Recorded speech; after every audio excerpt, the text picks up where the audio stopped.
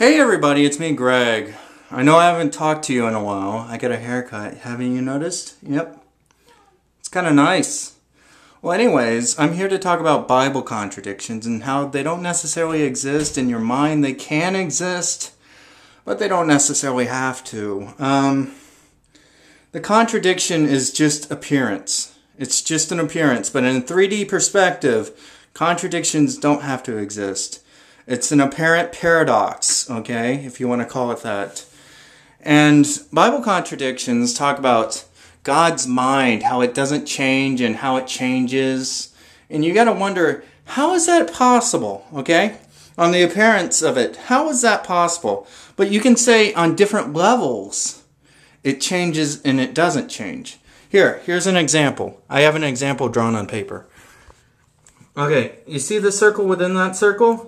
That represents change. The outer circle represents non-change.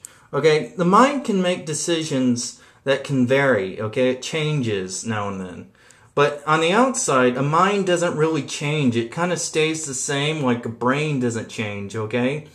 Or it would evolve or something like that. My brain doesn't even change when it supposedly changes, okay? And when I say my brain doesn't change when it supposedly changes, it sounds like a contradiction, doesn't it? There's so many contradictions in the Bible.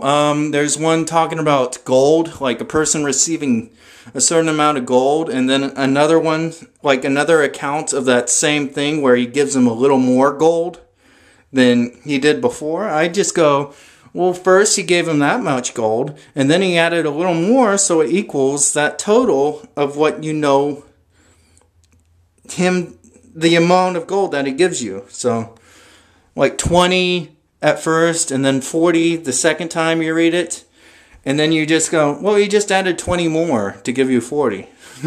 That's how I make sense out of it. I mean, I'm an atheist. I'm not really religious.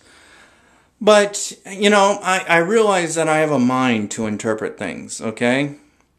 And, you know, just because I have a mind that says, that's stupid in the Bible, I realize that it's my interpretation. Just like the cherry pickers of the Bible, the Christians that say, well, the Bible goes this way, and I'm cherry picking little parts that say it's just this way and there's no contradictions. I'm just trying to justify the non-contradictions, you know? And I'm not necessarily saying they're right, okay? I'm sure that the people that wrote the Bible meant for there not to be any contradictions. But there are apparent contradictions. And this was inspired by the non-stamp collector because he made a video that talked about Bible contradictions. And I go, there doesn't need to be Bible contradictions. There is also a contradiction that talks about God being a God of love, and yet he kills people. How can a God of love kill people?